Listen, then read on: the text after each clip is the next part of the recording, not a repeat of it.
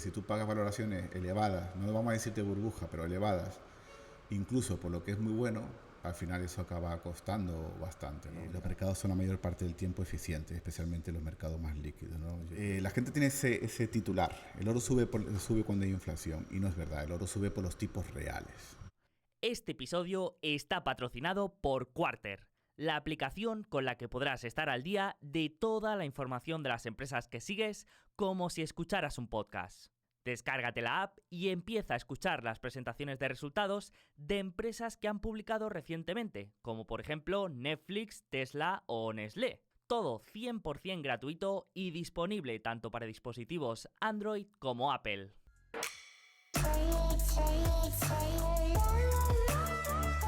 Pues muy buenas, Hugo, ¿cómo estás? ¿Cómo va todo? Pues trabajando como siempre, estupendamente de salud, que es lo más importante, y encantado de estar en tu videocast. Genial, genial. Tenía muchas ganas de hablar contigo, de verdad. Te sigo desde hace tiempo y me parece muy interesante todo lo que vas publicando, tanto en Twitter como en Investia y del libro, que también hablaremos.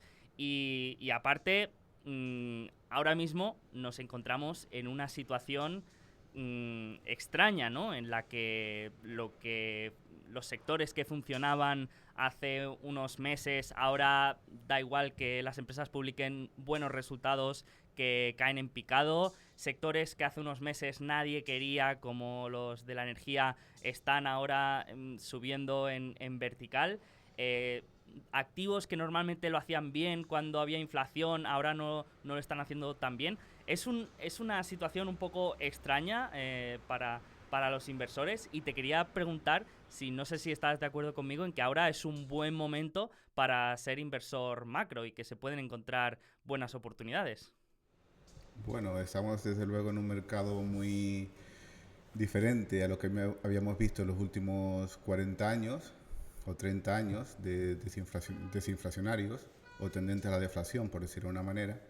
Y ahora estamos en un mercado mucho más inflacionario, que afecta a los activos de otra manera. Por ejemplo, hemos visto a los bonos caer, hemos visto a los bonos que antes seguían una correlación con el oro romperse esa correlación, al menos en los últimos meses. Hemos visto sectores cambiar, como decías, y también hemos visto cómo la gran rentabilidad que ha tenido el growth, el crecimiento en los últimos años, pues parece ser que pudiera estar cambiando en favor de sectores más tradicionales, más value, y eso tiene muchísimo que ver, por supuesto, con la inflación y con los tipos de interés, porque mayores tipos favorecen unos sectores sobre otros. Uh-huh. Pues me interesa mucho este tema y conocer más tu visión sobre la situación actual y sobre dónde crees que podemos ir. Pero antes te quería proponer, ya que, como sabes, en este podcast pues solemos hablar bastante de stock picking, de value investing y de análisis de empresas. Te quería proponer que nos ayudaras un poco a entender mejor en qué consiste la inversión macro, que yo creo que no todo el mundo lo tiene claro y que también hay distintos tipos de inversión macro. Entonces, me gustaría que nos ayudaras a entender un poco esto y nos explicaras en qué consiste en rasgos generales, y si quieres luego ya entramos a ver las particularidades y las diferencias entre los diferentes tipos de inversión macro. Sí, digamos, si el stock picking o la selección de valores es un enfoque de abajo a arriba en general, buscas empresas que te gusten, aunque siempre puedas tener consideraciones muy generalistas, por supuesto, generales de la economía y la política, pero buscas aquellas pequeñas joyas que te puedan aportar un extra de rentabilidad. Mientras que la inversión macro es más o menos todo lo contrario, en el sentido de que toda observación empieza arriba y va descendiendo. Por supuesto, un stock picker puede empezar muy arriba, ir bajando hasta la selección micro de un valor, ¿me entiendes? No se tiene por qué parar la escala. Uno puede ser un excelente stock picker empezando desde una observación muy amplia. Pero lo más habitual cuando observas el mundo macro, y macro no viene de macroeconomía, viene de grande, que en griego es una de las formas de decir lo amplio, ¿no? Entonces es la observación amplia de las cosas, de los fenómenos económicos, de los fenómenos sociales, de los fenómenos psicológicos, de los fenómenos de mercado. O sea, entonces lo normal es que el análisis empiece desde una altitud muy amplia de qué está ocurriendo en el ciclo económico, político, legislativo, etcétera, etcétera, y baje hasta el nivel pues, de los índices bursátiles o tal vez de los sectores. Es muy raro que el analista macro baje tanto para analizar valores individuales, ¿no? Así que, como ya he dicho más o menos, macro es la observación general de las cosas. Y por supuesto, macro es un término totalmente ambiguo y amplio, ¿no? Hay tantos inversores macro como personas, como gestores. Es quizás uno de los estilos con mayor dispersión de todos, ¿no? La única característica en común es esa, observación general de las cosas y inversión a través de esas generalidades, ¿no? A partir de ahí, pues podemos hablar de todas las variaciones. Macro es desde un inversor que sigue los fundamentos económicos de un país o de una región o del mundo, puramente fundamental macro, por decirlo de una manera, pero también es macro una persona que está observando gráficos del SP500, aunque esa persona posiblemente no lo sepa, al estar observando una generalidad como el índice SP500, aunque sea con análisis técnicos de un tipo de macro, ¿no? Pero vamos, básicamente el mundo macro, el estilo principal es seguir la economía y la política, ¿no? Y después también, por supuesto, las tendencias seculares, economía y política.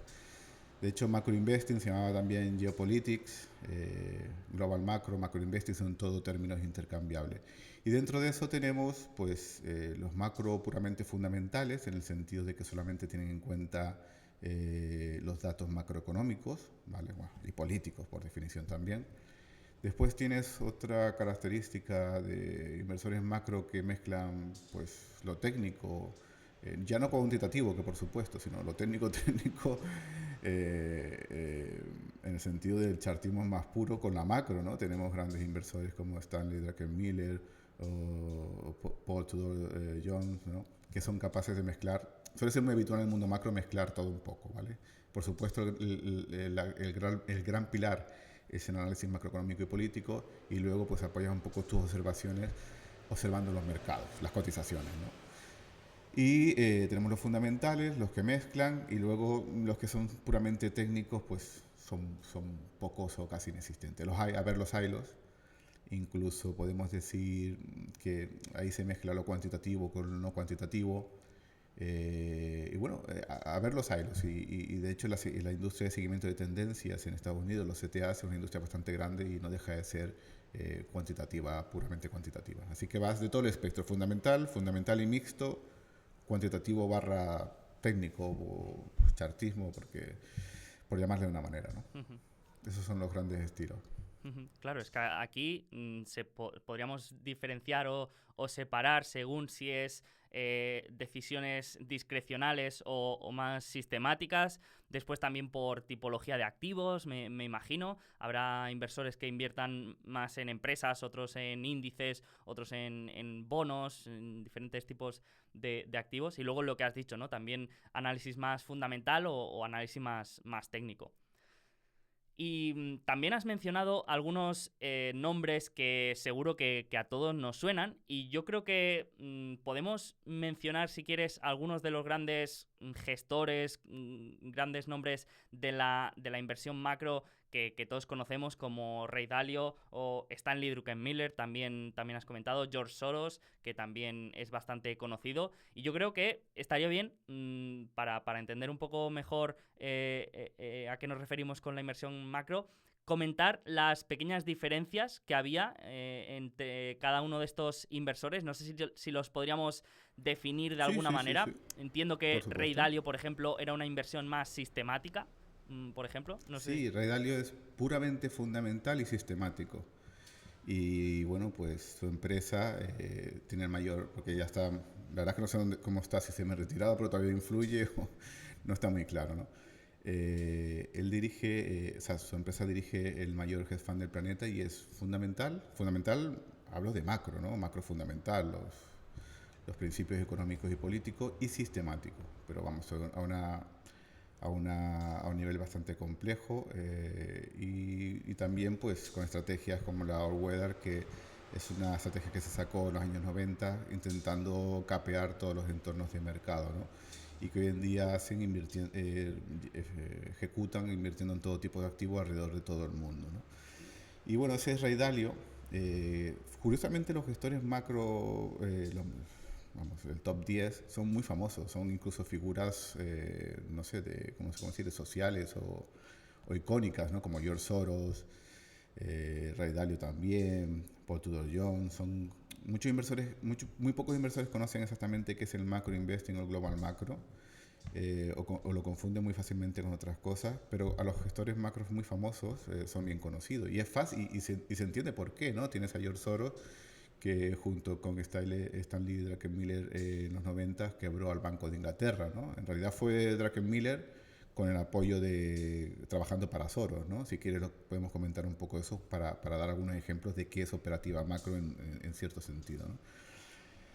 Así que tenemos a Dalio, perdón, tenemos a Dalio, que es fundamental sistemático. Tenemos a gente como Druckenmiller, que sigue mucho la liquidez del mercado. Pues, ¿qué es la liquidez del mercado? Básicamente ver dónde va el dinero, ver cuál es la política monetaria en un momento dado, si está fluyendo el crédito y básicamente si la Fed está siendo menos restrictiva, pues favorecer activos que le favorezca esto, y si es más restrictiva, lo contrario, ¿no? Y Druckenmiller, por ejemplo, te puede estudiar el ciclo de liquidez al detalle y de sentimiento y de todo esto, y luego perfectamente utilizar análisis técnico, pero no cuantitativo, sino del totalmente discrecional de mirar gráficos, ¿no? A él le funcionaba, y que objetivamente es una técnica que en realidad funciona poco, no aporta, no, es difícil, que a muy poca gente le aporta, pero hay algunos que le aporta, y uno de ellos es Druckenmiller, ¿no? Y luego tienes Paul Tudor Jones, que también, por supuesto, analiza los fundamentales macroeconómicos de la situación en un momento dado, y también te utiliza gráficos, ¿no? O sea, y como decía antes, y después está toda la industria macro cuantitativa, que sigue pues tendencias o reversiones a la media, que es una industria bastante grande en Estados Unidos, ¿no? Hay toda una industria en torno al concepto de seguir tendencias, que es un concepto sencillo, aunque como muchas cosas en bolsa son sencillas pero difíciles de ejecutar, ¿no? Y por poner un ejemplo, y para que todo el mundo entienda qué es macro, ¿no? Macro es, yo por ejemplo ahora mismo, ¿qué estoy observando? Pues estoy observando la política monetaria, tanto del Banco Central Europeo, como del Banco de Japón, como del Banco Central Chino, como de la Fed, por supuesto, que es el banco que lidera. ¿Y qué más observo? Pues todos los indicadores que tienden a ser adelantados. No tiene sentido.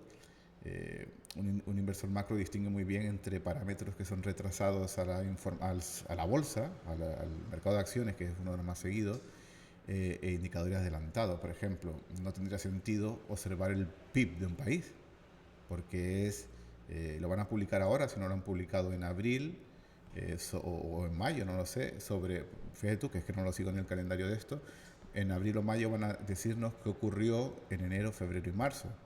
Para un inversor macro carece de total sentido, ¿no? Y sin embargo, si miras cosas que te puedan dar pistas sobre lo que está a continuación. Encuestas de sentimiento de consumidores puede ser una, la oferta monetaria, el crédito, son indicadores bastante adelantados, la curva de tipos, o sea, cosas que normalmente no es lo que observan los inversores tradicionalmente, sino que, o ratios, ¿no? El ratio de inventarios con nuevas órdenes, pues te dan pistas por dónde pueden ir las cosas, ¿no? Dándote un ejemplo concreto, tenemos por ejemplo a George Soros, que es famosísimo porque es como lo han convertido, es una historia interesante pero es larga y será para otra ocasión, lo han convertido en el mal como el señor maligno de muchas cosas, ¿no? Y a pesar de que es un campeón de la democracia en Europa. Y bueno, el caso más famoso macro de la historia, por supuesto, aunque ha habido muchos casos famosos, pero el caso más célebre, digamos, del último siglo, del último medio siglo, por supuesto, es cuando se quebró al Banco de Inglaterra, ¿no? Quebrar entre comillas, porque a un banco central no le quiebra, significa hacerle doblegar la rodilla, ¿no? Lo que ocurrió en aquella ocasión, intentaré explicarlo de forma resumida, es que se produjo la reunificación alemana en el año igual me equivoco, fue en el 89 mismo, ¿no? O sea, bueno, pues por ahí, pero no sé si la reunificación como tal fue un poquito después. Pero se produjo la reunificación alemana y ¿qué ocurrió? Que Alemania occidental, la democrática, empezó a importar inflación del este por esa reunificación, ¿no? Por ese desequilibrio económico de incorporar básicamente a un país nuevo. ¿Y qué pasaba con Alemania? Que Alemania tenía una política antiinflacionaria muy fuerte, ¿no? Por los recuerdos de todo el sistema político antes de Hitler, ¿no? Que acabó en hiperinflación de verdad. Y entonces el Bundesbank era muy antiinflación. ¿Y qué ocurría? Pues ocurría que Alemania estaba con otros países europeos dentro del llamado mecanismo europeo de cambio, que es el precursor del euro, ¿no? Básicamente los países europeos, los principales, acordaron que sus divisas iban a fluctuar dentro de unas bandas, ¿no? Oye, si vamos a tener una moneda común en el futuro, vamos a ir aterrizando poco a poco nuestras divisas dentro de unas bandas para que vayan convergiendo, ¿no? Y todo el mundo estaba feliz porque era el futuro euro, etcétera, etcétera, pero ocurría en esto en Alemania, que en un momento dado la inflación se estaba acelerando fuertemente y el Bundesbank tenía mucho interés en frenarla. Y a la vez el Reino Unido, que era parte del mecanismo europeo de cambio, empezó a sufrir una recesión. Si se acuerdan mucho, en Europa y en Estados Unidos hubo la recesión del 93, del 92-93, en España la hubo en Inglaterra. ¿Y qué pasa? Que tenías al Reino Unido con su libra en un lado y a la Alemania con su marco en otro, fluctuando en unas bandas. Pero el Bundesbank estaba subiendo tipos de interés para frenar la inflación y el Reino Unido, que estaba sufriendo una recesión, se encontraba con la obligación de subir tipos para defender el tipo de cambio de la libra contra el marco, ¿no? Porque si tú no subes el tipo de cambio, la libra empieza a depreciarse y se sale de ese rango, ¿no? Bueno, en principio era la obligación política del Reino Unido defender ese tipo de cambio y por eso no solamente el Banco de Inglaterra compraba libras, sino que lo defendía y hubo un momento en el que subieron los tipos de interés rápidamente del 10 al 12%, si no me equivoco. Y ellos esperaban que subiendo un 2% los tipos de interés tan fuertemente que los especuladores que estaban a la baja se rindieran y el Banco de Inglaterra y el gobierno inglés pudiera decir, oye, hemos sido responsables contra nuestros socios europeos, hemos defendido la libra y la libra pues sigue dentro del mecanismo europeo de cambio. Pero ¿qué ocurrió? Que los especuladores que estaban apostando a la baja contra la libra, o sea, compraban marcos para vender libras, dijeron, no way, ¿no? Como dirían los ingleses, de ninguna manera. Inglaterra está en recesión, los fundamentales macroeconómicos son a la baja, Inglaterra podrá presionar subiendo los tipos de interés fuertemente para intentar asustar a los especuladores a la baja, que eran básicamente gente de Estados Unidos. Y cuando subieron los tipos de interés 2 puntos, la reacción de la libra fue plana, ¿no? Cuando suben los tipos de interés de una divisa, la divisa esa se suele disparar fuertemente. Y lo que ocurrió fue que se quedó totalmente plana. Y eso les dio la pista a los especuladores a la baja de que el Reino Unido, de que no había ninguna manera de que pudieran defender el rango de fluctuación, de que la libra no podía apreciarse de ninguna manera, porque era elegir entre apreciar la libra o entre someter a la población del Reino Unido a una recesión. Y los especuladores dijeron, ni de broma van los legisladores británicos a meter a su pueblo en una recesión. Y acertaron. La libra no subió con ese repunte de tipos de interés. Ellos redoblaron su apuesta bajista diciendo, mañana, en una semana, en un mes, más pronto que tarde, el Banco de Inglaterra y el gobierno inglés de John Major van a admitir la realidad, que no pueden subir tipos en esta situación de crisis económica, y acertaron. Al día siguiente, Lamont, que era el ministro de Finanzas, dijo que el Reino Unido se retiraba del tipo de cambio europeo. Bajaron los tipos del 12 al 10. En ese momento la libra explota a la baja contra el marco. George Soros embolsa en un solo día $1.000 millones. Y después siguió devaluándose la libra. ¿Por qué? Porque el Banco de Inglaterra empezó a bajar tipos de interés para estimular la economía inglesa, ¿no? Esto no solamente ocurrió en Inglaterra, sino también en otros países. George Soros también ganó $1.000 millones contra la corona sueca, por ejemplo, pero eso no se conoce tanto. Sé que, que mucha chicha, por eso hay un artículo en mi blog se llama cómo George Soros quebró al Banco de Inglaterra en Investia, y que era un detalle largo y bien contado. Es uno de los artículos más leídos de la historia de mi blog, y ahí está, con los detallitos.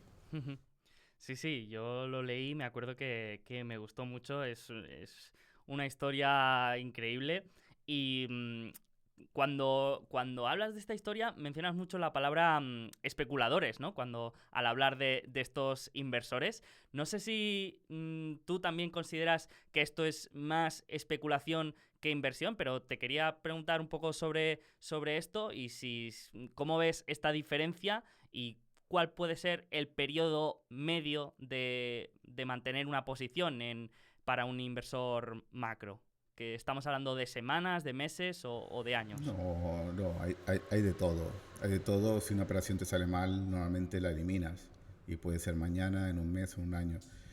Y yo digo especuladores, pero no tengo ningún afán de distinguir entre especuladores e inversores. Yo sé que es una distinción que hacen muchos inversores, pero yo no la defiendo porque para mí todo es una especulación. Todo el mundo, un inversor por fundamental es stock picker, eh, que invierte de verdad a largo plazo de 15, 20 años, está especulando con el futuro. No lo digo en el sentido de separar especulación de inversión, como diría Graham. el padre del Value Invest, Graham, ¿verdad? Lo digo en el sentido de gente que está especulando con diferentes opciones, escenarios, probabilidades y ya está. Y desde el punto de vista de que la verdad es que son especuladores. Y en el mejor de los sentidos, ¿no? Porque fíjate, se dice que a George Soros le tendrían que poner una estatua en una plaza en el centro de Londres. Y desde el punto de vista tiene toda la razón, porque ayudó a que Inglaterra, primero a que reinar la cordura, no subir tipos de interés para estar en una divisa con Alemania, sino bajar los tipos de interés para rescatar la economía británica. Y en segundo lugar, recuerda que tiempo después, bueno, mucho tiempo después, pero que no es tanto tiempo, vino una crisis del euro y el Reino Unido pues no tuvo ese problema, ¿no? Especulador en el sentido más positivo, en el sentido de gente que pone precio a las cosas, como pudo ser contra Gowex, ¿no? Los de Gotham, y gente que aporta liquidez al mercado, ¿no? O sea, lo digo en el sentido más positivo y sin pretensión de distinguir. Sí, sí, de hecho tiene bastante mala, mala fama la palabra, pero yo es verdad que estoy totalmente de acuerdo, que es, bueno, ya lo llamemos especulador o inversor, los que aportan liquidez al mercado y sobre todo los que lo hacen con posiciones bajistas, yo creo que ayudan a crear un mercado más eficiente al final y sí, sí, estoy de acuerdo. Yo creo que Graham, bueno, no lo sé, como ponerme en la cabeza de Graham, estoy chalado. Me refiero que quizás en el lenguaje moderno, o para mí, la palabra es distinguir especulador de jugadores, ¿no? Partiendo de la base que todo el que especula con el futuro es un especulador, el especulador lo hace con una estrategia, con unos conocimientos, una experiencia, y el jugador, que todos hemos sido jugadores, es aquel que hace sintonizón y busca las cosas más calientes o cualquier cosa así. Sí, como si estuviera en el casino. Sí. Sí, sí, sí. Bueno, los mercados tienen ese componente de casino. Sí, sí. Y de hecho, no sé si esto es uno de los razonamientos quizá que se pueden hacer para defender un poco la inversión más macro del stock picking, ¿no? A través de los sesgos de la persona. Y yo he leído que hablas bastante, por ejemplo, del behavior gap, que traducido sería como la diferencia de comportamiento, ¿no? Que se ve sobre todo en los inversores de fondos de inversión. Por ejemplo, ahora lo estamos viendo en el fondo de ARK, que lo has comentado, ¿no? Que son fondos Sí, que lo hacen muy bien durante varios años, pero que si miras la rentabilidad de los inversores que hay allí, no tienen la misma rentabilidad, ¿no? Esto es por el behavior gap. sí, el behavior gap es básicamente entrar en lo caliente y salirte en lo frío. ¿Qué pasa? Que el inversor retail pues comete ese error mucho más que los profesionales. Los profesionales también caen en los mismos errores porque son humanos, pero digamos que el retail, el inversor particular, a modo muy general, pues comete ese error, ¿no? De hecho, hay una famosa tabla que creo que publica JP Morgan cada año sobre los activos más rentables de los últimos décadas o 20 años, y siempre aparece el inversor particular muy abajo, porque es verdad, los inversores se apuntan a modas. Es que es muy difícil, mira. Tenemos el ejemplo, ARK es un ejemplo ya paradigmático, ya se ha cumplido y es verdad. Los inversores apostaron por tecnologías casi sin beneficios, muy calientes, pagando ratios, o sea, valoraciones absurdas, etcétera, etcétera, ¿no? Pero hemos tenido un fenómeno que es la inversión en crecimiento, ¿no? Que los últimos años ha pegado muy fuerte y la gente dice, no, pero es que yo no estoy invirtiendo en cosas tan calientes, estoy invirtiendo en Apple, en Google, en Amazon. ¿Quién se atreve a...? Todos nos gustan esas empresas, son maravillosas, todos las usamos. No estamos hablando de las empresas como más calientes que tiene ARK dentro de su holding, ¿no?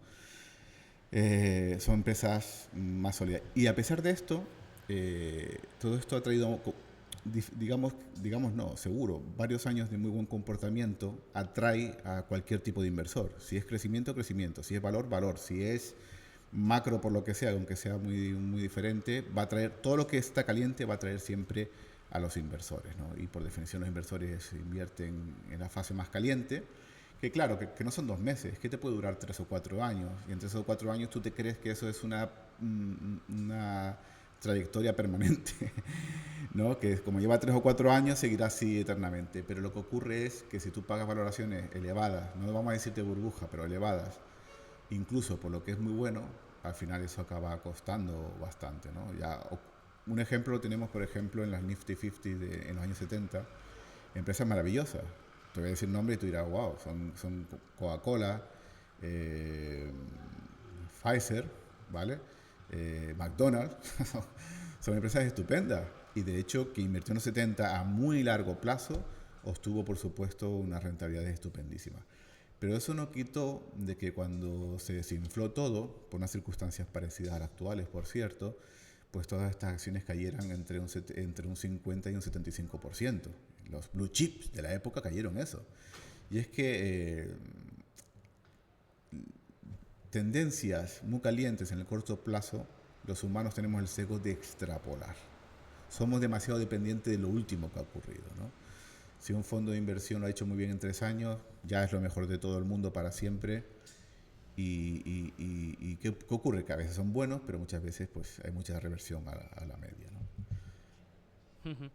Qué bueno, qué Quería bueno. decir otra cosa, porque un poco aparte, eh, porque estamos como distinguiendo el macro del stock picking de un tipo o de otro, y yo, por ejemplo, no soy de los que creo que macro sea un estilo superior a otro, es simplemente diferente, ¿no?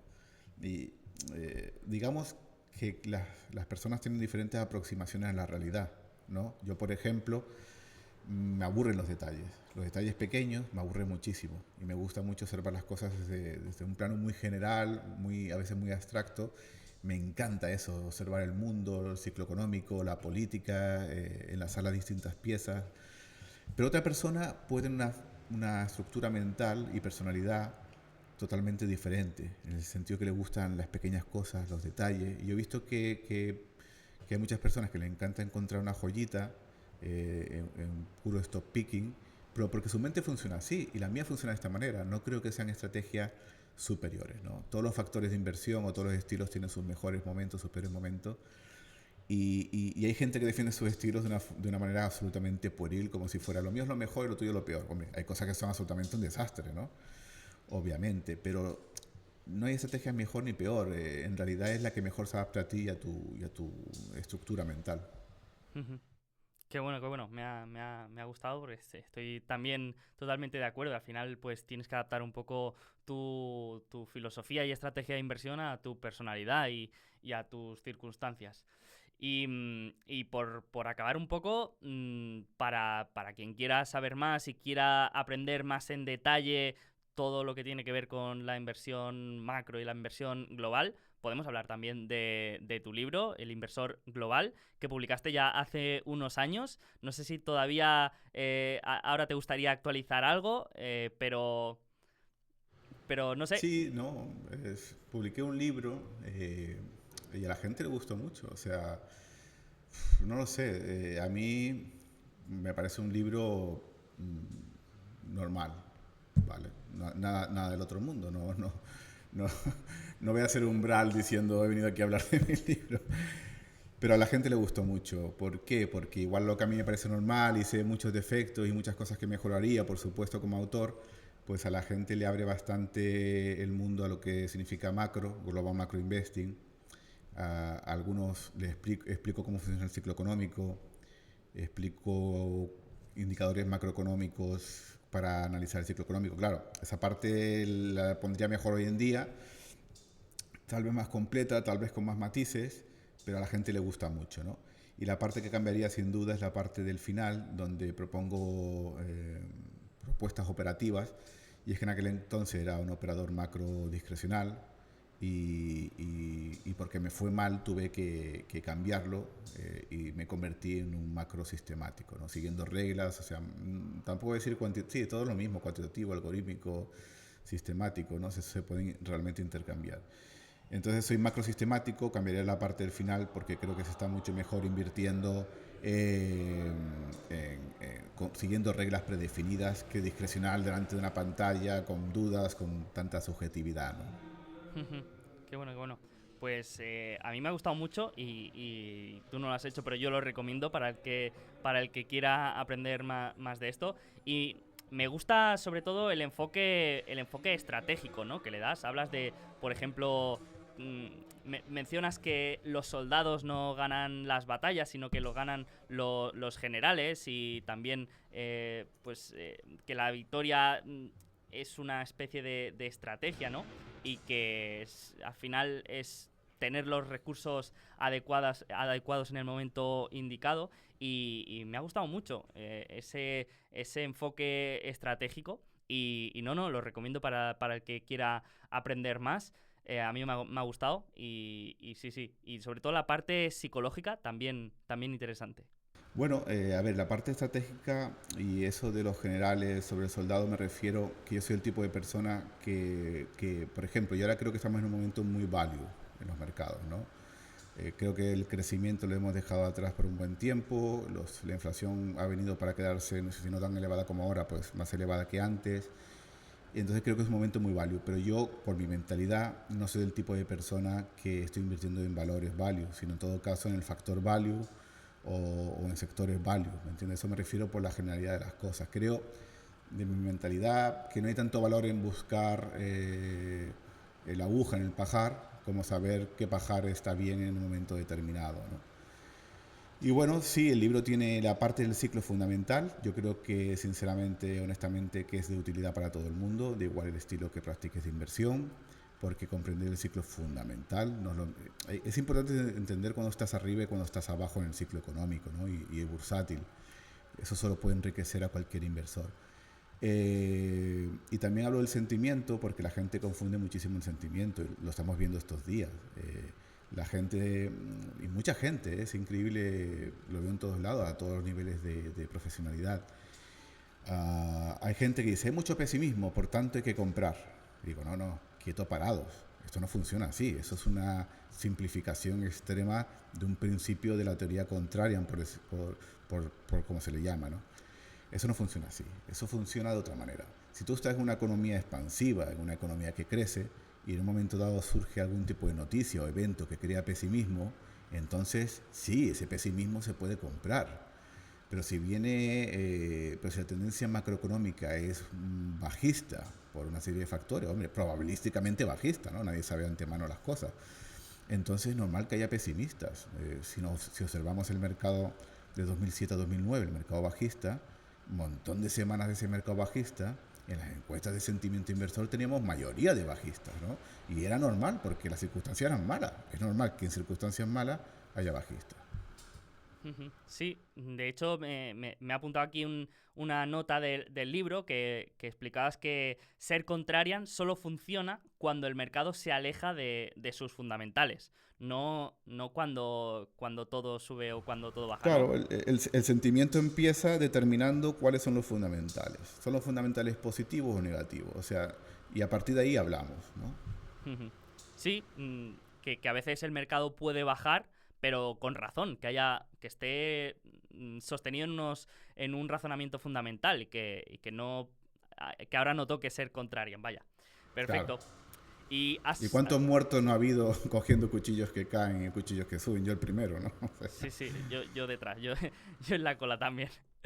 Perfecto. Pues hemos hablado un poco de la estrategia de inversión macro y hemos visto también las diferencias entre los grandes nombres de esta tipología de inversión, pero ahora quería preguntarte un poco más sobre la tuya en concreto. Has dicho que has tenido un poco una evolución más de discrecional a más sistemática y te quería preguntar cómo inviertes ahora y cómo funciona la estrategia All Seasons Momentum. Bueno, sí, tuve que cambiar porque yo venía, cuando era todavía fuera del mundo profesional, hacía las cosas de una manera determinada y salió todo mal, ¿no? Digamos que, por supuesto, el mercado no acompañó durante demasiado tiempo. No fue un mercado fácil porque empecé en marzo del 2015 y hasta el 2018 pues hubo muchas oscilaciones a la baja, no hubo tendencia determinada, ¿no? Y al final de todo ese periodo acabé, pues, que me di cuenta, digo, no puedes seguir haciendo esto discrecional porque es un rompenervios, aunque tuvieras buenos axiomas más o menos decentes, al final las personas somos personas y mantener en el tiempo los errores empieza a confundirte, a tomar malas decisiones. Y eso me convenció de que todo esto tenía que hacerse de otra manera, ¿no? Y era invertir de forma sistemática, ¿no? Que no significa tampoco que vayas a ganar sí o sí, todo tiene su momento, favorables y desfavorables. Pero al menos es todo mucho más metódico, es más científico, a seguir reglas puedes revisarlas, puedes saber, vives más en paz, puedes tener mejores rentabilidades y sobre todo, se trata de evitar el máximo número posible de sesgos. No puedes evitarlos todos, ¿no? Porque toda estrategia tiene muchos sesgos, pero puedes evitar sesgos como lo más caliente, lo más frío, ¿no? Como si tu regla te dice comprar, compras. Y ya te has evitado por lo menos el riesgo del FOMO, de comprar porque se te está escapando o comprar algo que está muy caliente, ¿no? Entonces, digamos, en mi opinión, todos los buenos inversores, de alguna manera u otro, o son muy metódicos o siguen reglas, ¿no? No hay un inversor bueno que se levante por la mañana, se chupe el dedo, mire el aire y diga, voy a invertir así, ¿no?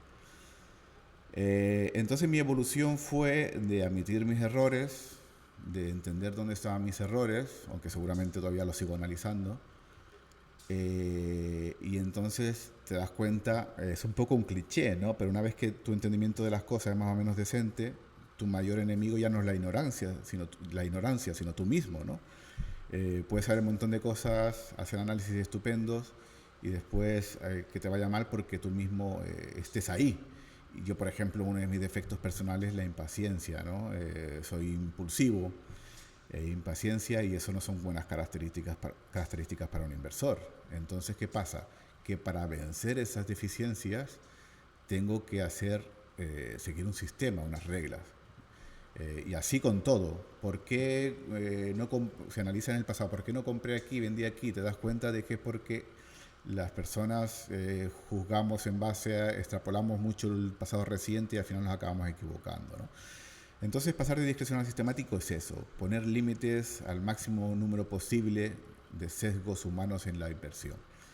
Y al final, All Season intenta seguir el ciclo económico, adaptarse al ciclo económico en diferentes fases, diversificando entre diferentes activos, por ejemplo, renta variable, renta fija, metales preciosos, y la nota principal es siguiendo tendencias, ¿no? Es decir, tú imagínate, por simplificar mucho las cosas, ¿no? Imagínate la cartera permanente, que hoy en día mucha gente la conoce, que es un 25% efectivo, un 25% bonos, 25% acciones, 25% oro.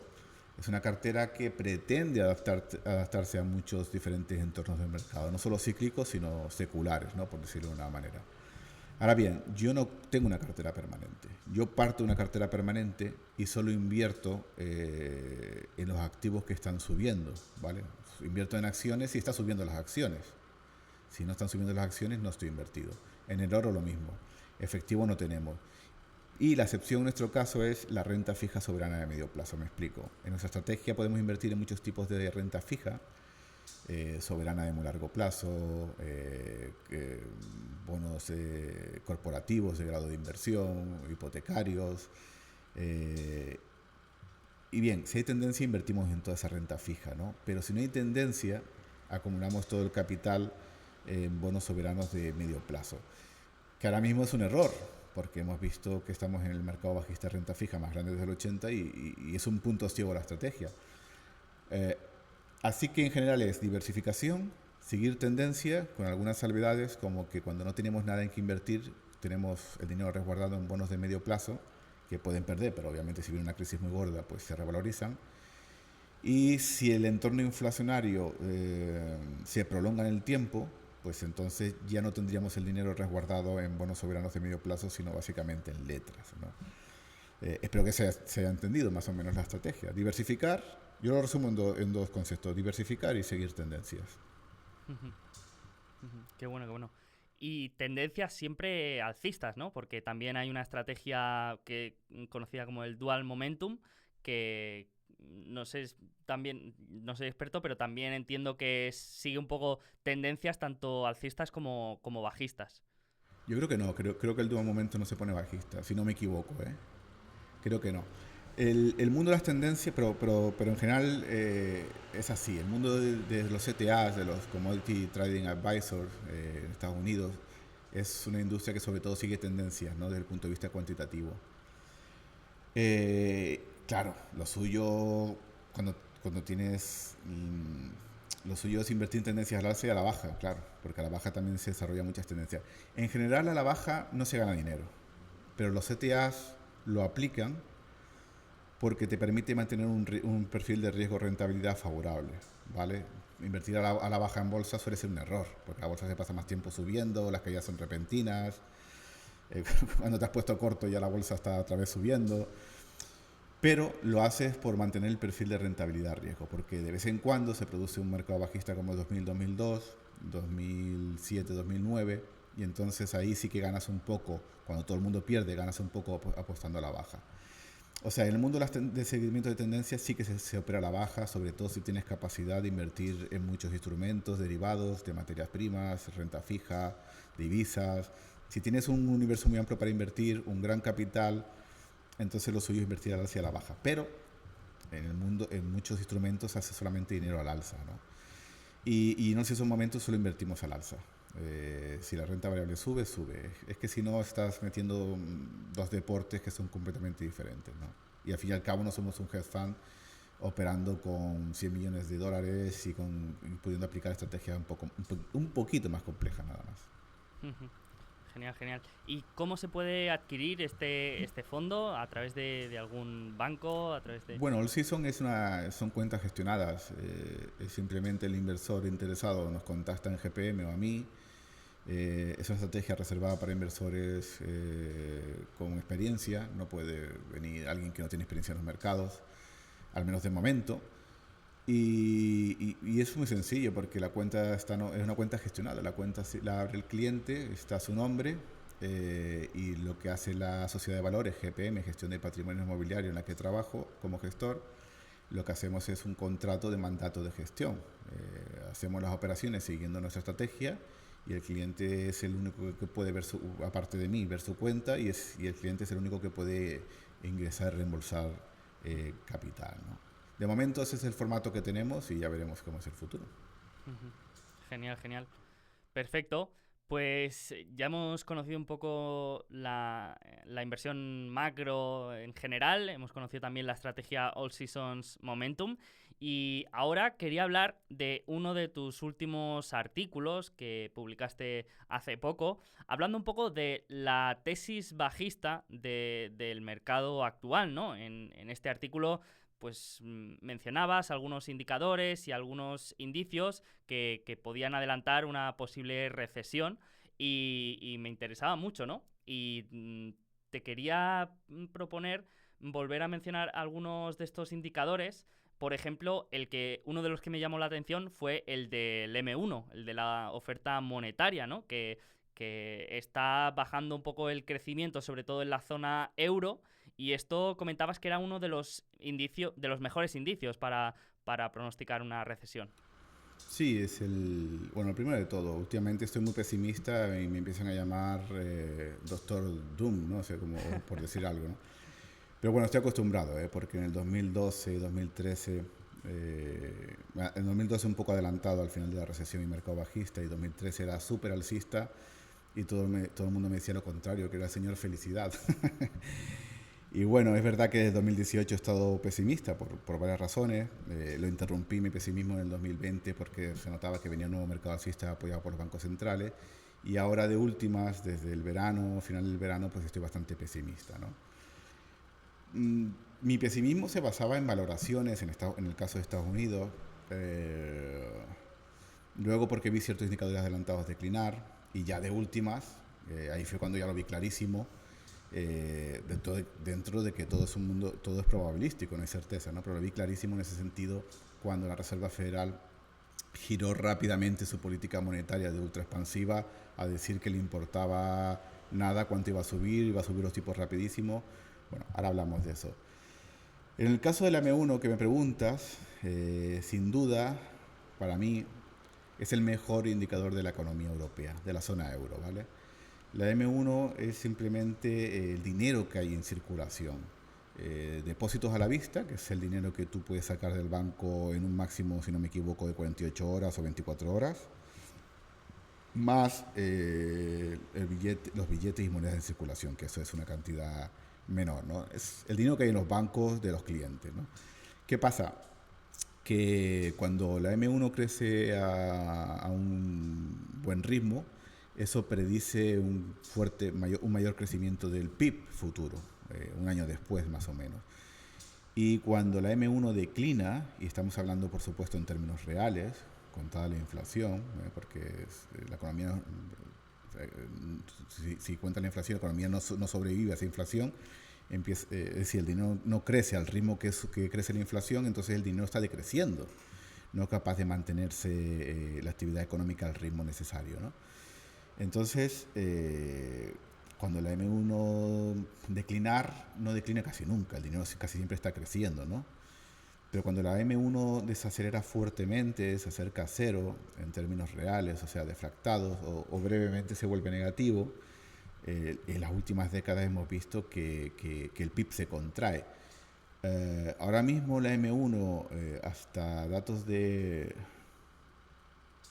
enero, estamos en abril, no, hasta datos de febrero, perdón, en términos reales está muy cerca de volverse negativa. La última vez que eso ocurrió fue en el 2011, y antes de eso en el 2006, por ahí, no, más o menos, no sé, ya se entiende la fecha, ¿no? Antes de una recesión y antes de la siguiente, por supuesto en la pandemia no, porque es una recesión totalmente diferente.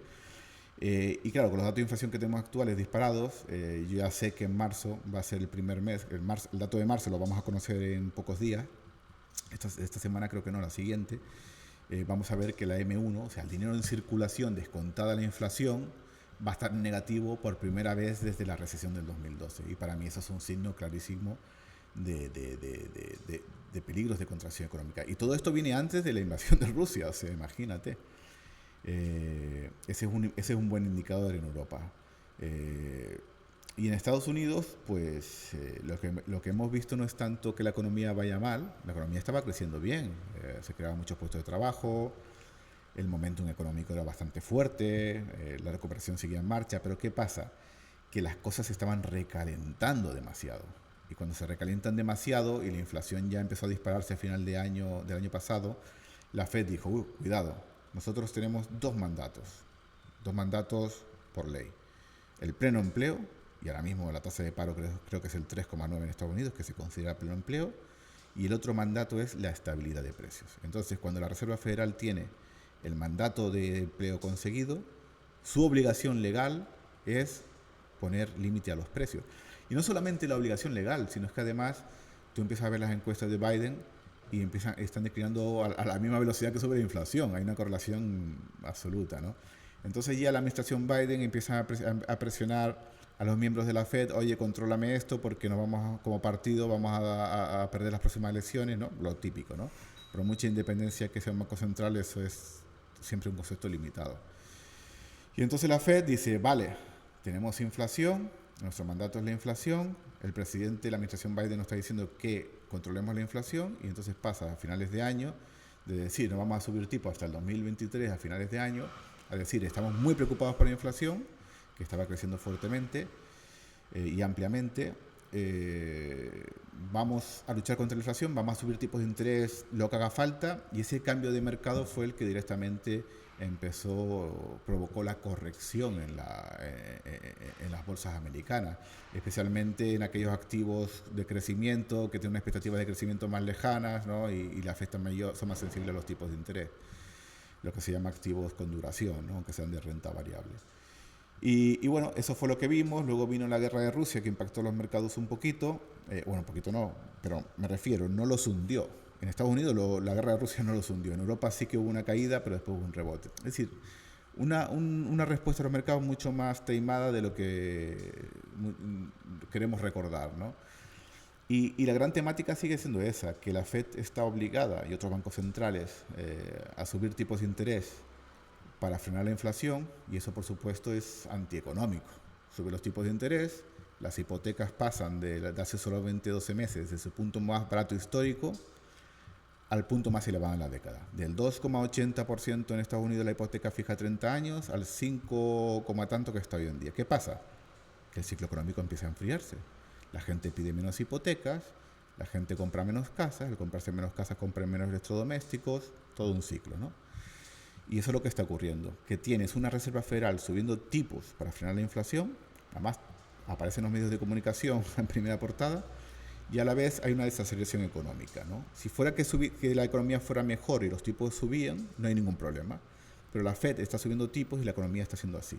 Y hay un momento en el que es posible que algo se rompa, que haya un crash de mercado o un susto económico, ¿no? No todo tiene por qué ser las bolsas, sino un susto económico, como de repente se pierde empleo. Y de hecho es lo que está buscando la Fed. La Fed no puede decir, oye, hola, buenas tardes, queremos que la economía se enfríe y si se genera recesión, lo siento. No puede decir eso. La Fed está diciendo hoy en día que está buscando un soft landing, un aterrizaje suave, pero todo el mundo sabe, ellos mismos saben que es poco probable. Entonces, digamos que desde el punto de vista macro, una de las pronosticar el futuro es difícil, es excepcionalmente difícil, ¿no? Como mucho uno va cogiendo la sensación de lo que está ocurriendo en el momento actual, ¿no? Pero este es uno de los ciclos, en mi opinión, más predecibles por las intenciones tan predecibles y tan manifiestas de la Reserva Federal, ¿no? Sí, me gusta mucho el concepto este de aterrizaje suave, porque parece como que tengan todo bajo control y luego en la realidad pues hay infinidad de variables que influyen, ¿no? Y luego otra curiosidad ahora de este mercado en el que se habla tanto de la inflación es el comportamiento del oro, que también lo has comentado, has escrito un artículo al respecto y has comentado tu visión sobre por qué no sube el oro a pesar de que se hable tanto de inflación, ¿no? El oro es un tema muy interesante. El asunto es que la mayoría de la gente piensa que el oro sube por la inflación, ¿no? Es lo que todo el mundo lo tiene grabado, incluso gente con no mucho conocimiento de mercado lo tiene grabado. El oro es reserva de valor, de inflación, algo muy cierto a largo plazo, ¿no? Siempre se dice el mismo dicho de que una onza de oro en la época romana te compraba un buen traje de patricio y hoy en día con una onza de oro pues te compras un buen traje de Armani, ¿no? Tampoco digo el más caro, pero te compras un traje de Armani. Es decir, por supuesto que el oro a través de los siglos y los milenios conserva el valor, pero eso no es un dato de interés para los inversores que tenemos vidas mucho más cortas, ¿no? El oro, la gente tiene ese titular, el oro sube cuando hay inflación, y no es verdad, el oro sube por los tipos reales, ¿vale? Eso también lo sabe bastante gente. Lo que sabe muy poca gente es que los tipos de interés reales, es decir, los tipos de interés de la economía menos la tasa de inflación o esperada en X años, el oro, cuando los tipos de interés reales se vuelven negativos, cuando hay represión financiera, es decir, los tipos reales de la economía no son suficientes para cubrir la inflación, el oro sube, ¿vale? El oro es el arma contra la represión financiera. ¿Qué pasa? Que los tipos de interés reales no están dominados siempre por el mismo fenómeno. Por ejemplo, en los años 70, que todo el mundo recuerda o ha estudiado la época inflacionaria de dobles dígitos de inflación, hasta el 15-20% en los países desarrollados. En España se pagaban hipotecas de ese estilo. En aquella época, si tú, claro, coges los tipos de interés de la economía y le restas la inflación, obviamente la relación de los tipos reales está dominada por la inflación. Entonces el oro sube cuando sube la inflación, porque es la inflación la que provoca tipos de interés reales negativos. Pero en los últimos 20, 30 años no hemos estado en una fase de inflación, sino no deflación tampoco, sino de desinflación, ¿no? Tendencia a que los precios suben cada vez a menor ritmo, ¿no? Entonces, los tipos de interés reales en ese entorno no han estado dominados por la inflación, sino por las fuerzas deflacionarias. De tal manera que si la inflación es más o menos estable en el 1 o 2%, lo que domina en los tipos reales es la variación de los tipos de interés. Es decir, inflación más o menos estable al 1, si la economía está creciendo y de repente empieza a declinar fuertemente, los tipos de interés se reducen para reflejar esa falta de crecimiento, y los tipos de interés reales están dominados por el fenómeno de la deflación, por el crecimiento en concreto. Es decir, el crecimiento afecta a los tipos de interés y es los tipos de interés los que varían más con respecto a la inflación.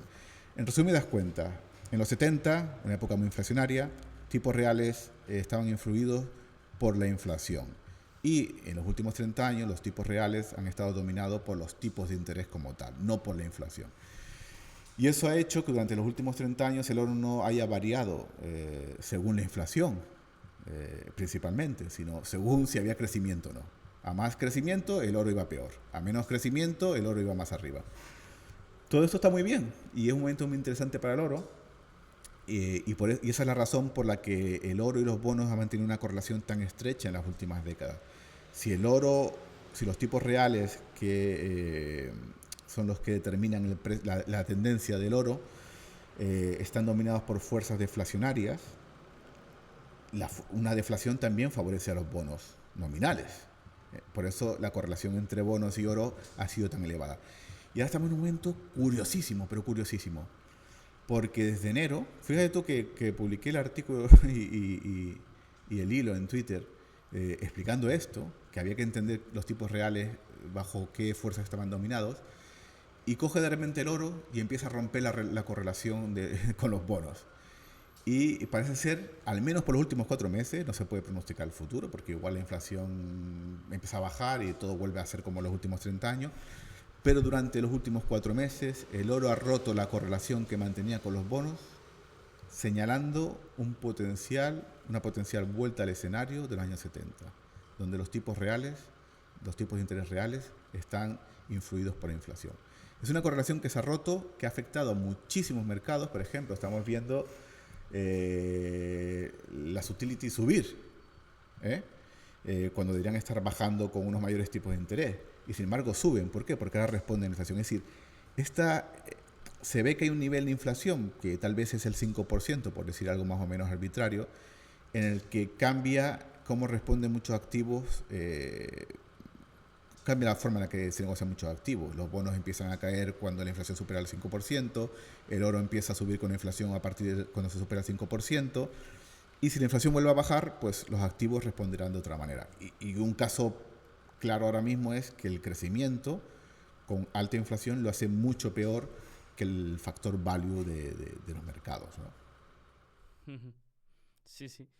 Pues qué curioso, me ha gustado mucho esta explicación del oro y no sé si podríamos hablar de algún activo que sobre el papel o en la teoría debería hacerlo bien en esta situación de desaceleración económica, también subida de tipos. No sé si hay algún activo o algún tipo de inversión que lo suela hacer mejor. No sé si la renta fija, si activos de algún sector concreto. No sé si esto también puede estar relacionado con lo que comentas de las utilities y el sector energético. No sé si podemos hablar de algún activo más beneficiado de esta situación. Bueno, la verdad es que como no soy un inversor tanto de buscar relatividades, pues no tengo el foco tan puesto en eso, ¿no?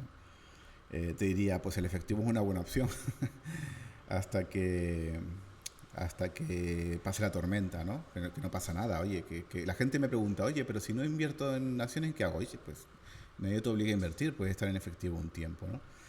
Otra gente está obligada a estar siempre invertido, entonces obviamente los sectores defensivos estén más o menos determinados por la inflación y los tipos de interés, los factores defensivos. Yo creo que en cierto sentido estamos en algo parecido a lo visto en el mercado bajista del 2000-2002.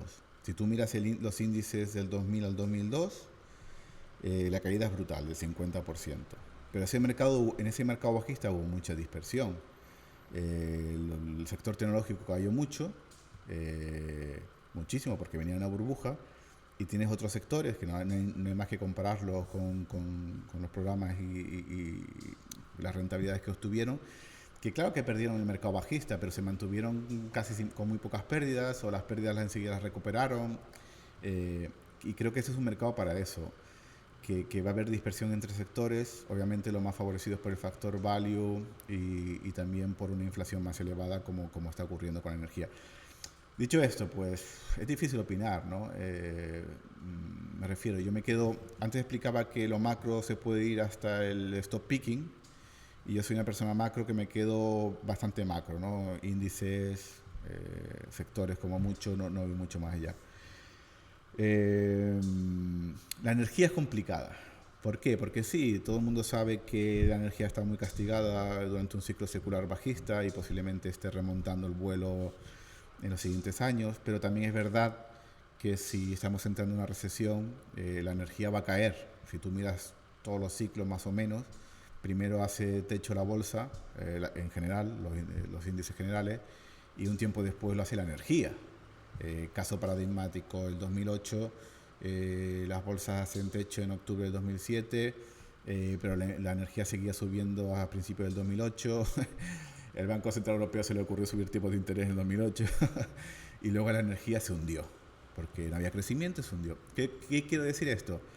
Que es posible que la energía esté en una buena tendencia secular, pero también es posible que cíclicamente, si estamos entrando de verdad en una recesión, como yo creo que está ocurriendo, pues posiblemente la energía también esté haciendo techo más pronto que tarde y también caiga. O sea, por eso digo que no es tan fácil opinar sobre sectores, ¿no?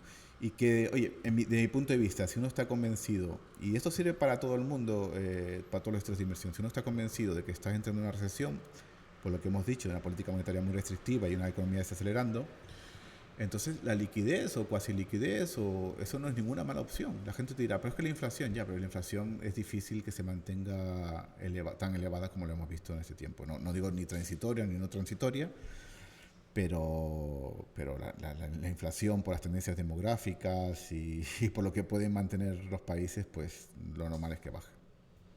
Ujú. Qué bueno, qué bueno. Pues me ha parecido muy interesante todo esto y me lo guardo para volver a escucharlo con calma y junto con todos tus artículos porque la verdad es que es muy interesante y te abre mucho los ojos.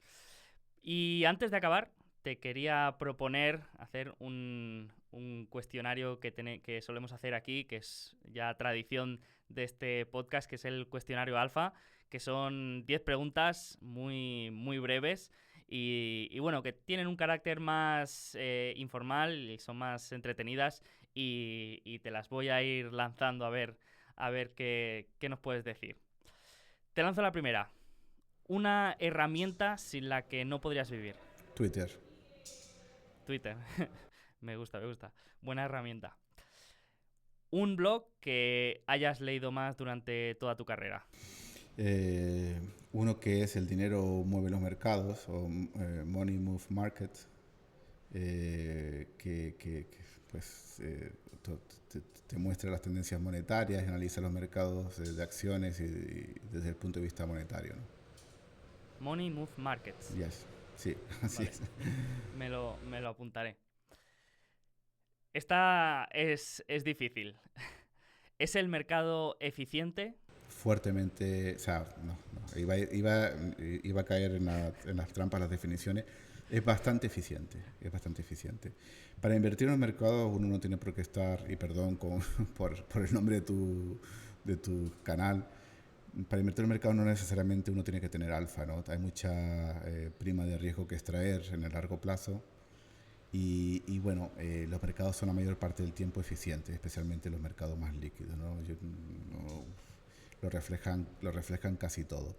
Dicho esto, son bastante eficientes, pero se producen muchas ineficiencias.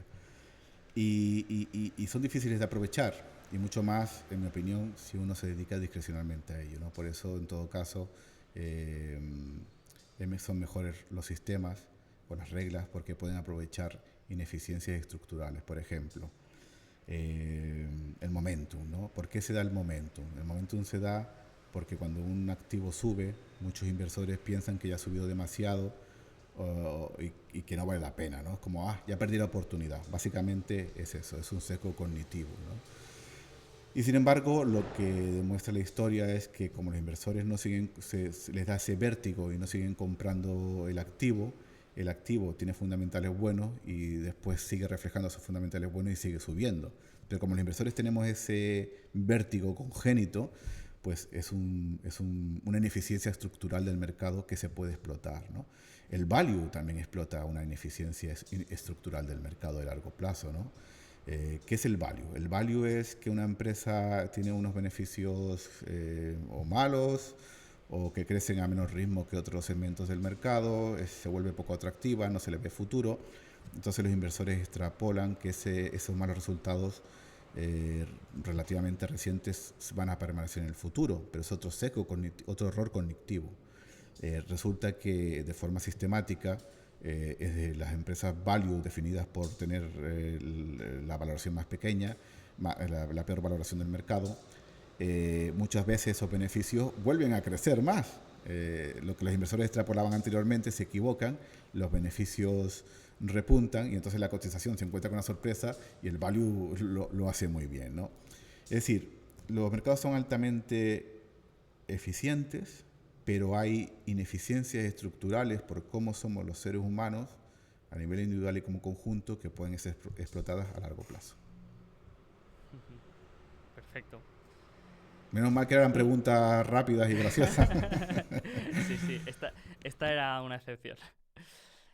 Esta creo que es un poco más corta. A ver, ¿qué macrotendencia crees tú que es más relevante a día de hoy, que puede influir más en los mercados? De todas las macrotendencias a nivel político, económico, social, tecnológico, de la inflación, el envejecimiento poblacional, de todas estas macrotendencias, ¿cuál crees tú que es la más relevante? Sin duda la demografía. Hemos visto, la demografía guarda una relación con lo que ocurre, por ejemplo, con una demografía menguante. Los tipos de interés no pueden ser muy elevados porque la economía no lo aguanta. Entonces, mucha gente está hablando de que los tipos de interés van a entrar en un nuevo ciclo secular, pero eso es bastante difícil con una pobre demografía, ¿no? Una economía es vibrante si tiene gente joven, que trabaje, que consuma, que compre casa, que compre electrodomésticos, pero cuando es lo opuesto de eso, sociedades que envejecen muchísimo, pues eso determina que los tipos de interés, más allá de que coyunturalmente estemos en una excepción, pues permanezcan bajos. Es que si tienes que pagar pensiones, te endeudas, los estados están súper endeudados, pues los tipos de interés, y especialmente los tipos de interés reales, van a permanecer bastante bajos. Mayor error de inversión. Uf. podría hacer un libro con ello. Mayor error de inversión. Sí, no conocerme bien a mí mismo. Genial, genial. Esta es divertida. ¿Qué inversión le recomendarías a tu peor enemigo? ¿En qué le recomendarías invertir? En MicroStrategy. En MicroStrategy. Sí. Vale, vale. Entonces Quien entiendo quien que... quiera entender, que entienda, y quien no, no. Para mí, vamos a Vale, ver, vale. a principios del 2021, el CEO, ¿cómo se llama el CEO? No me acuerdo. Michael Saylor. Sí, exacto, correcto. Eh, que me río cuando lo recuerdo. Dijo que había que hipotecarse para comprar Bitcoin. Yo ya partiendo de esa, de esa máxima, eh, ha convertido la empresa en un proxy del Bitcoin, recomendando hipotecarse, pues te muestra toda la seriedad que hay detrás, ¿no? Creo que una recesión, las criptodivisas van a sufrir bastante, sin restarle méritos a lo que puedan hacer las criptodivisas por nosotros en el futuro y todo esto. No dejan de ser activos que correlacionan fuertemente con los activos de riesgo. Las criptodivisas van a caer mucho, y creo que esto va a afectar a esta empresa muchísimo y va a declinar con fuerza. Genial, genial. Interesante, interesante. No me la esperaba. Defecto que te pondrías como inversor. Has comentado antes la impaciencia, pero no sé si comentarías otra cosa. Bueno, al principio un inversor sobre todo es un ignorante, ¿no? Pero eso lo somos todos, ¿no? Hacemos barbaridades y nos equivocamos muchísimo por ignorancia. Pero como defecto estructural mío que tengo muy presente en todo lo que hago es la impaciencia. Tengo un carácter impaciente y ese es mi rasgo con el que lucho, ¿no? Y bueno, oye, pues uno intenta ser consciente y a partir de ahí darse cuenta de los errores y de cómo es uno, pues conocerse a uno mismo mejor, como decía antes, pues a partir de ahí elaborar todo, ¿no? Sí, sí. Perfecto. No sé si conoces la anécdota de Guy Spear y Mohnish Pabrai, que pagaron un dineral por tener una cena con Warren Buffett. Y me gustaría preguntarte a ti, con quién te gustaría compartir una cena o una copa de inversor conocido, mmm, que conozcamos todos, vaya, con quién te gustaría compartir una cena.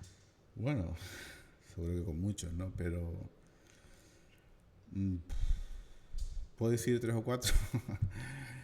Pues mira, si Sí, tuviera que elegir uno, posiblemente, solamente uno, posiblemente con Stanley Druckenmiller. El que fue mano derecha de Soros y que quebró el Banco de sí, sí, Inglaterra, sí.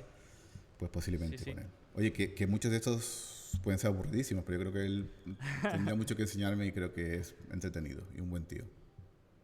Genial, genial. Perfecto. No sé si conoces una página web llamada longbets.org, bueno, básicamente es una página donde reúne gente que quiere hacer alguna apuesta sobre el futuro a largo plazo, y se pueden encontrar apuestas como, por ejemplo, que de aquí a 10 años un tercio de la población será vegana, o que el 80% de la población vivirá en grandes ciudades, predicciones de este tipo. Me gustaría preguntarte cuál es tu apuesta a largo plazo que no sea obvia, Que si no sea tienes obvia. alguna. Es que hay muchas cosas más obvias, ¿no? Pero no sea obvia. Que no sea obvia. Pues... solo se me ocurren obviedades, porque a más te alejas en el plazo, decir cosas esto es casi aleatorio, entonces se te ocurren cosas que tienen bastante sentido, ¿no?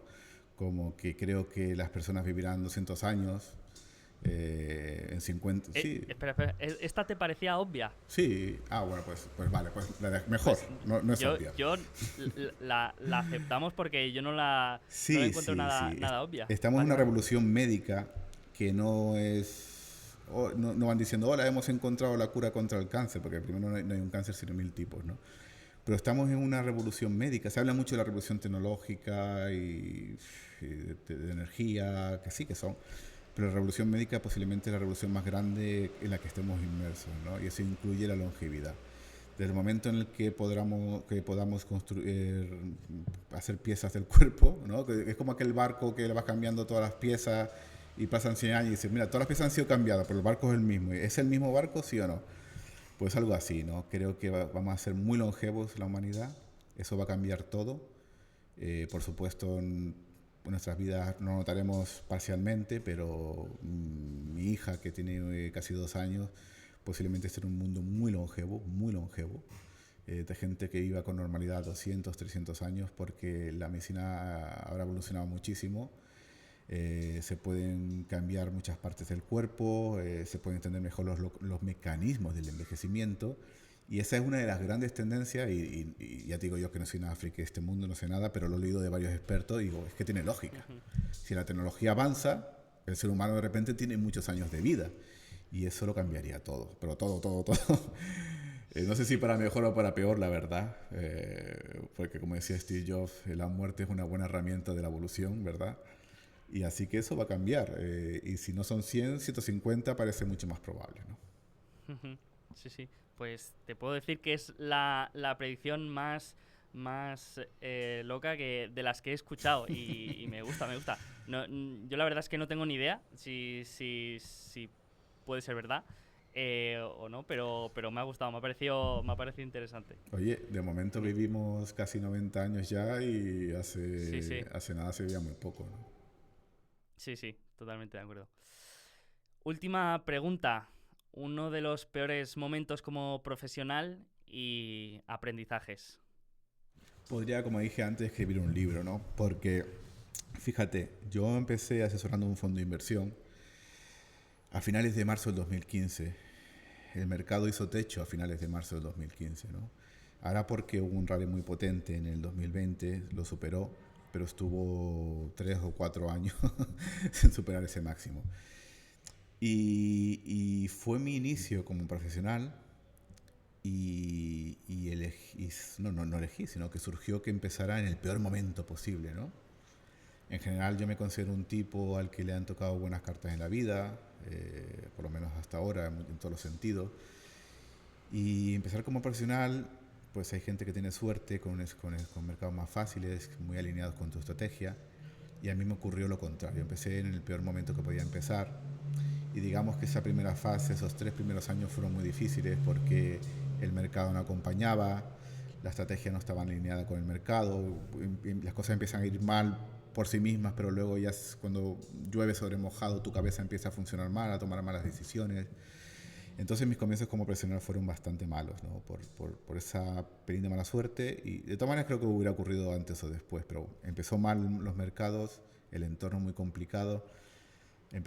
Yo era un inversor particular que de repente empezaba con clientes, esa presión de tener clientes, ese entorno malo de mercado, tu cabeza tomando malas decisiones.